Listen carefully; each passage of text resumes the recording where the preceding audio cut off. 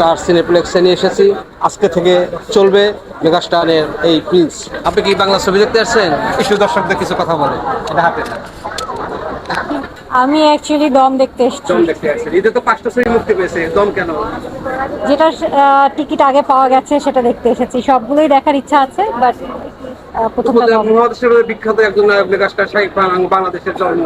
বাংলাদেশের এই প্রিন্স ছবি মুক্তি পেয়েছে, প্রিন্স দেখেননি কেন? তা দেখবো, কোনোটাই লিস্টের বাইরে না, সবই লিস্টের ভিতরে। বাংলা সিনেমা সবসময় অগ্রাধিকার প্রাপ্ত, কারণ আমাদের দেশের সিনেমা যে এত উন্নতি করছে, হাউসফুল যাচ্ছে, এটা আসলে আমাদের জন্য গর্বের বিষয়। আর আমরা যদি সেটা থিয়েটারে এসে না দেখি তাহলে কে দেখবে? সো সবগুলোই দেখার ইচ্ছা আছে। যেটা টিকিট আগে পেয়েছি সেটা আমরা তরুণ প্রজন্মকে এই সিনেমা দেখার উৎসাহ, এই উদ্দেশ্যে কিছু কথা বলুন। সব প্রজন্মকেই, আসলে সিনেমা এক ধরনের এন্টারটেইনমেন্ট। সো দেখলে সবারই ভালো সময় কাটে। That's it. Thank you.